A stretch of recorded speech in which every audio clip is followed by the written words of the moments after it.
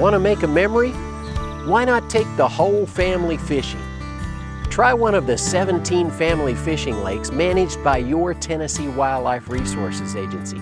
With plenty of bank access and lots of fishing piers, these lakes offer a golden opportunity for families to spend the day together outdoors. On this episode of Tennessee Outdoor Journal, some select youngsters get the opportunity for the deer hunt of a lifetime at Fort Campbell. Follow a group of Eagle Scouts as they show off their volunteer spirit, building and installing bat boxes on Haley Jaqueth Wildlife Management area. We'll take a trip to the Cumberland River Aquatic Center, where a bunch of baby lake sturgeon are getting ready to be released in an effort to restore the species to Tennessee waters. We'll go to Timms Ford Lake, where partnerships are bringing a lot of great fish habitat to the lake. We'll follow some kids as they have big fun chasing some squirrel through the woods. And finally, take a plunge with the TWRA Dive Team. Tennessee Outdoor Journal is opening the cover and inviting you in for a behind-the-scenes look at the work being done every day by your Tennessee Wildlife Resources Agency. Let's turn the page. What kind of legacy will we leave when our days upon this earth are gone? Tell me who will carry on this work that we've begun, care enough to be the keeper of the dream. Thanks for joining us on this episode of Tennessee Outdoor Journal. Our first story today is about the Fort Campbell Youth Hunt. So when you hunt today, we'll have a meal around 10 o'clock. It'll be available from 10 to 2. Rip this off, put this in your window.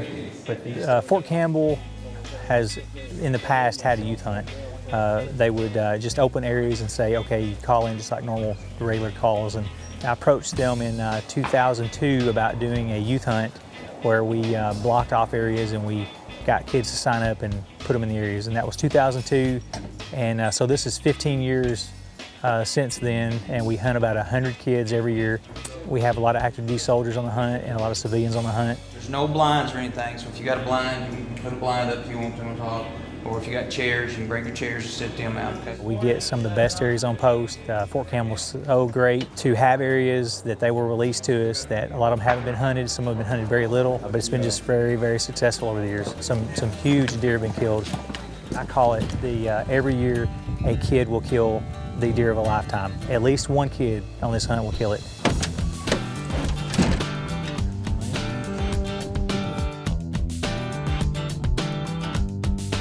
The area is just so good, it grows great deer.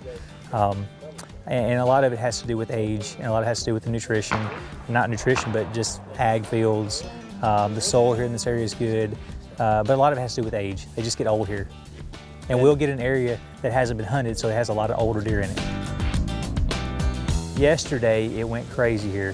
In Montgomery County, in the Fort Campbell area, it was like a switch was turned on and they started running crazy yesterday. A lot of deer taken on Fort Campbell yesterday, and this morning, everybody's talking about seeing deer chasing and running. Right now, this next week is the special time to be on Fort Campbell, or out in the county for that matter, because you could run up on one of those that are just gonna make a mistake and start following the doe and kind of get out of his comfort zone and be a little bit easier target. Today was awesome. We had several kids kill their first deer. I had a grandfather here with his grandson. The grandfather was just excited because he was with his grandson for his grandson's first deer. It was a huge 8-pointer, heavy rack, just massive deer. And you could tell the kid was excited, but the grandfather was probably more excited than the kid, just to be with him for his first deer on that Fort Campbell.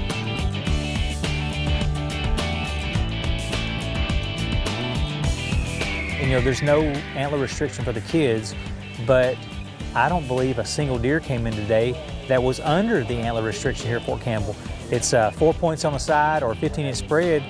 Every deer we had met the requirement, even though it doesn't apply to the kids. We got set up and we grunted a few times, and I looked back behind us and I could see this thing flopping. I didn't really know what it was. The one deer that was taken today that had the canister on its head, the parachute, that's the first one we've had that like that in 15 years on the youth hunt, the first one we've ever had come in. And that to me is the absolute trophy on Fort Campbell. I think his dad's gonna get that one mounted with the parachute and with the canister hanging, but you know, when he's 80, he'll know exactly where that deer came from and where he was at and how he got it. It was a good hunt. It's pretty amazing. I really appreciate y'all doing this.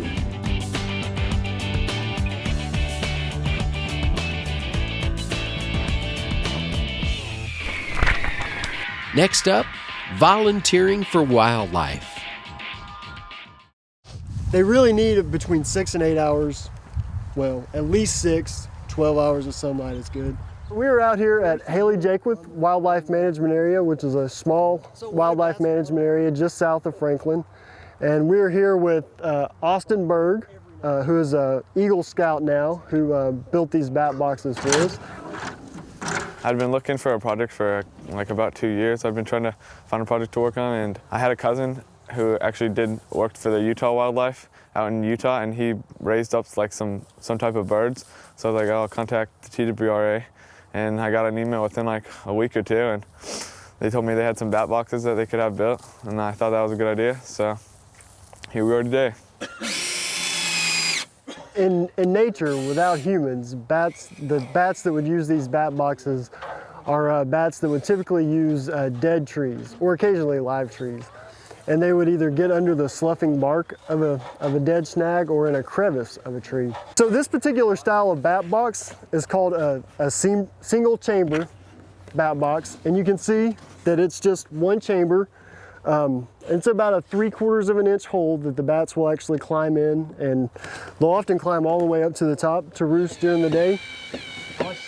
We want these boxes to get at least 6 to 8 hours of direct sunlight in the summer.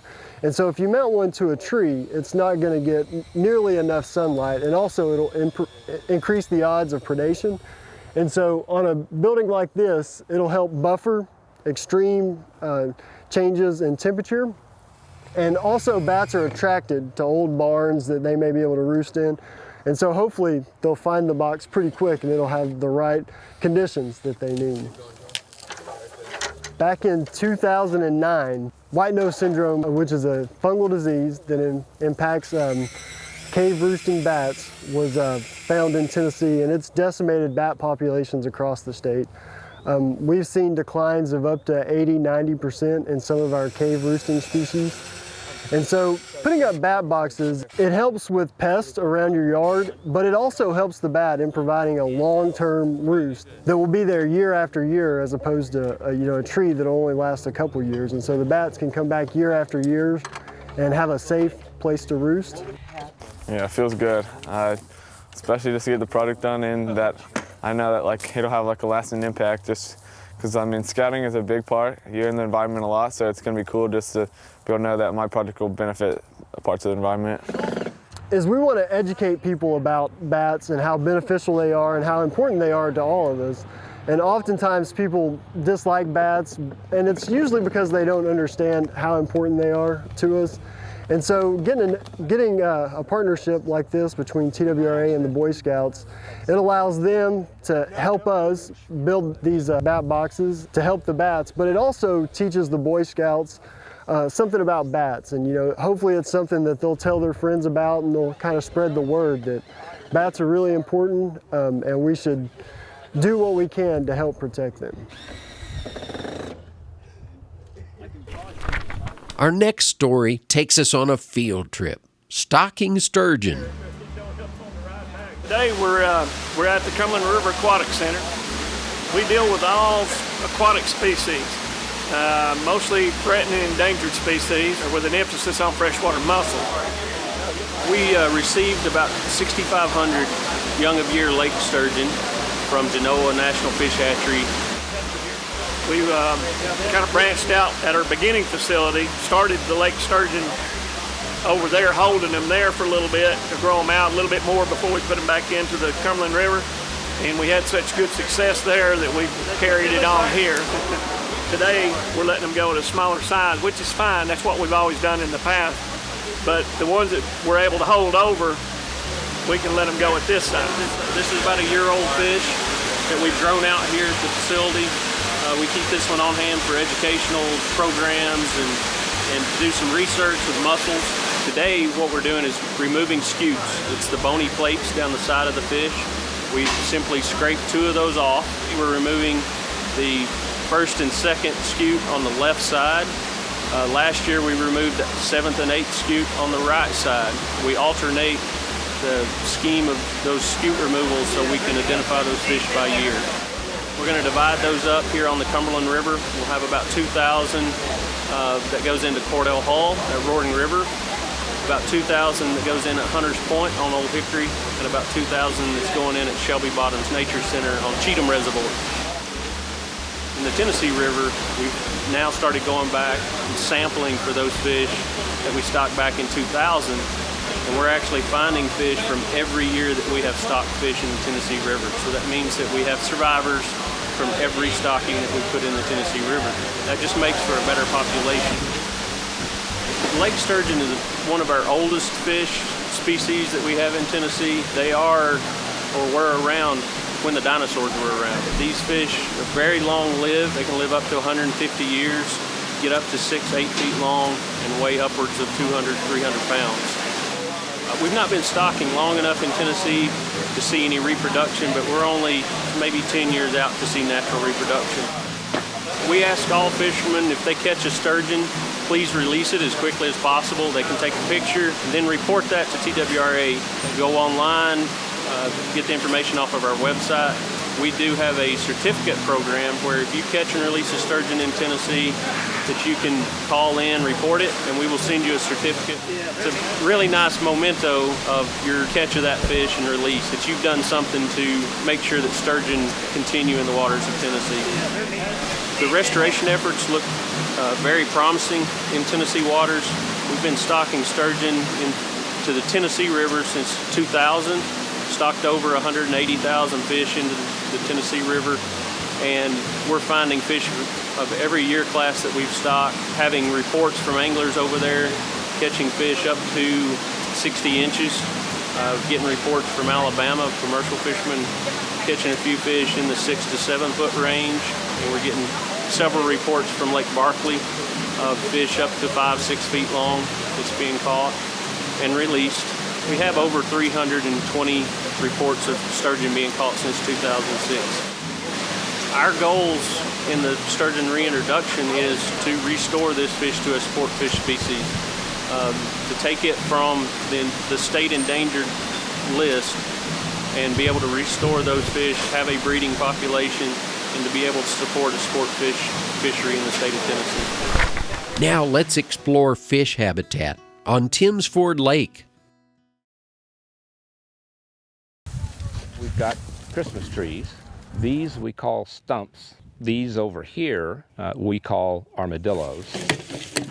Working with the Timms Ford Bass Club today, you get to a site and you put 20 fish attractors around to make it into a decent fish attractor, and you know, you got a couple hundred, you know, you're looking at 10 sites.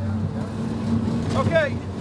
And then you look across the lake and you see the vast expanse of area that needs structures, so there's plenty to improve here on the lake. Timms Ford was impounded in 1969. Most of those lakes, there's a real boom right after they're impounded where productivity is at a high level, and then it starts to decline through the years. And a lot of the reason is just a loss of habitat. And you know, after 45 years, you know, a lot of that woody structure, whether it would have been an original stump, has rotted and is no longer there. And so that's our goal, is to kind of replace some of that and hopefully increase productivity for both the fish and the fishermen. our hope is that we put this in the water, it'll give the fish some structure to kind of hide in and feed on. Over time, this will grow, algae will grow on top of it. The little fish will come in and eat the algae, and the big fish will come and eat the little fish. I live on this lake, I fish on this lake. I would like to catch more bigger fish. I think there are two ways to think about that. One way is, where can I hide a brush pile that I can catch a few fish off of? The other way is, what can I do to make the whole lake better fishing for everybody who fishes? I want to make it better for everyone.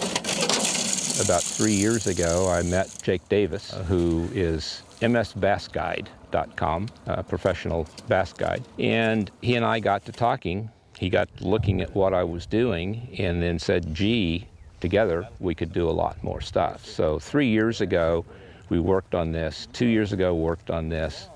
Last year, built a few of these things. Last January, Jake and I were putting out 50 or 60 Christmas trees, and we met Glenn Bryan.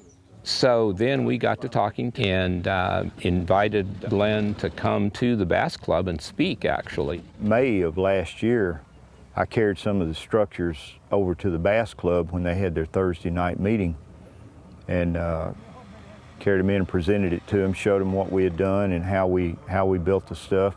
One of the structures happens to be that cube right there at the end of the dock. They knew that they had contacts that they could get some of this stuff free, a lot of material, and start putting it together. And I just encouraged them, your imagination is the only thing that limits you here, because you can do a lot with this stuff. And it's all good structure that's going to last a long time. And hopefully we'll see those effects in the next few years as these fishermen learn where these spots are. We've got a three-man crew that works on Timms Ford, Normandy, and Woods reservoirs. There's only so much that we can do, but when you increase that manpower by what you've seen today, it's a tremendous help to us and to the fishermen for Timms Ford as well. So yeah, we can't do it all alone, and we greatly appreciate the help of this club and any other clubs that are willing to work with us in the future. So. Our next story, small game for big fun. Carrying a farm. So just remember, always keep that muzzle pointed in the safe direction. If you're walking, today was our youth squirrel hunting day. I think I've got everybody paired up, but if I don't, you just hold on, I'll get you out here with a group. It's better with blue bonnet on. Happens just about every year, the week after deer season closes. We'll have a squirrel hunt with dogs only. Everybody's using dogs today. Here you go, buddy, have a biscuit. You know, I've got probably a group of 8 or 10 men that's our cooks. They cook at every hunt for breakfast and lunch. In 2006, had 37 hunters. And today, it's somewhere between 85 and 90 hunters. Most of my hunts will run from 100 to 120 kids. Well, there's a big ridge out to the left. They usually end up going out, you know, when they go down that first landing. You know, when I first hired on, we'd do a youth program, and it would be a deer hunt, you know, and you'd take a child out there, and, you know, if it's cold or, you know, you're sitting there in a tree stand, and, you know, a lot of times, I shouldn't say this on a deer hunt, but you know, a kid will go to sleep in a tree stand. And you know, I've squirrel hunted all my life with dogs, and I thought, I believe I could put on a good hunt. He is looking for a squirrel. If he finds one, he'll tell you he found it. For these kids, they don't have to sit still, they don't have to be quiet. They can run, jump, just whatever they want to do. When you get to a tree, if the dog is treed, and he's a honest tree dog, you know, good possibility he's got a squirrel in the tree. A squirrel will turn with you. If you walk around the tree, a lot of times the squirrels, if he's up there, he's turning with you. If you can't find a squirrel, most of the time I'm looking for a den or a nest. You know, I like to say my dog's honest, you know. So if I can blame it on a squirrel being in a nest or squirrel being in a den tree, then I can't say my dog's lying. See him moving in at Fort. See him moving at the top on the right. See him up through there? Yeah, no. I'm on him. Kill him. No, it's not competition. It's just a fun day. He's still there. Still there. Get on him. Steady and squeeze it. Come on. Shoot them limbs out of your way. Everybody here, I'm sure, shot at a squirrel. Probably more misses than hits. And these kids, you know, they just have fun. No pressure, no nothing. They just go have fun. And majority of them hasn't hunted with a dog. There he goes.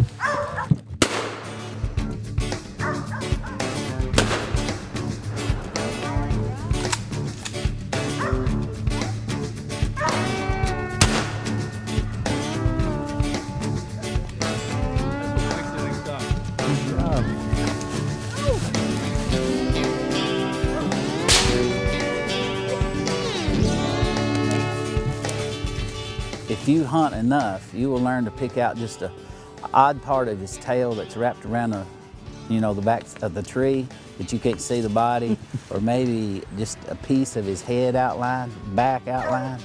And if you hunt enough, you learn to pick that out in these trees. Today, on this hunt, I had 24 dogs. I don't furnish the dogs. Over these years, I've got to know a lot of people who squirrel hunt with dogs. And all those guys volunteer their time to come and hunt with these kids. If my help didn't show up, I couldn't do it. I can't cook for all these people and put the hunt on. If I didn't have my landowners and my guides, there's no way. We could all go to a management area. And then it's all my guys that bring dogs. If they quit coming, there's no way. So it is a group effort by many, many men. That's good men. These men come just because they enjoy the kids. That's all. They don't come for me. They come for the kids. You know, and that's an important thing. So, you know, I've got a lot of cooperation to keep this thing going. Hope it keeps going. He's still breathing. I can tell you.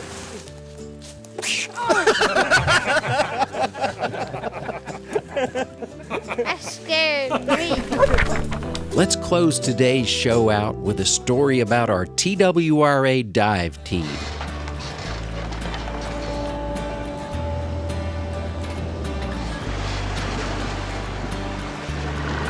It's the TWRA Unified Dive Program.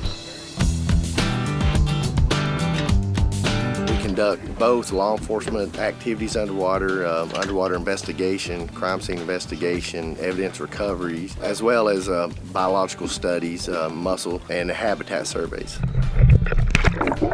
Current program is kind of an evolved program. In the early 90s, TWRA kind of developed a small dive team to do surveys to make sure that there wasn't over-harvest from commercial mussling, and also habitat surveys. And during the mid to late 90s, several of the officers or commissioned personnel who were joining the dive team that were using the skills that they had learned, for example, to collect evidence and everything. And in the 2011-2000 timeframe, we started developing a scientific diver program based off of EPA's scientific diver program with set standards. And then we saw there was a necessity to set standards for the law enforcement aspect of the dive team as well. So we combined the two and started our training to set everyone on the same standard of training, and everyone basically had a certain level of experience and skills. See that buoy over there? It's marked. There's a downline to an auger, and the weapon and the mask are in the vicinity of this. And just do a circle, and we've got a piece of rebar. That can be your start point. Some of our search patterns that we were conducting this week were in cove areas that once you got the substrate stirred up, you had zero or very little visibility, so it was more of the hands-on rather than visual. Each in-service we try to target specific operations that we do, like our last one was more oriented towards the biological side, doing mussel surveys, habitat surveys, whereas this one is more oriented towards the law enforcement aspect, underwater search patterns, evidence recovery, body recovery, and coordination with other agencies, i.e. Special Operations Dive Unit of the Tennessee State Troopers. The boating investigators had their remote operated underwater vehicle on a simulated boating accident where we had a missing person, which would have been a body recovery as well as a recovery of evidence. And we try to simulate as much real time as we can as how it would relate to real-time activities. For example, if we did have a boating accident and we would get called out, and how we would coordinate, for example, if we needed assistance from other units. The term unified is everyone is trained to the same standard, whether they be a biologist or a commissioned officer, that both are able to do both aspects of it, whether it be biological surveys and studies or the law enforcement or underwater investigation. And the last several years, the special operations from THP have been training with us so we can coordinate better, and we actually train to the same standard. So it's kind of critical that we have this training because it makes us better prepared to do whatever we're called to do, be it evidence recovery for weapons in a homicide or a boating accident or any type of recovery. Thanks for joining us on this episode of Tennessee Outdoor Journal. We'll see you next time. Tennessee Outdoor Journal is produced by your Tennessee Wildlife Resources Agency. Tell me who will carry on this work that we've begun. Care enough to be the keeper of the dream. This legacy. Our legacy.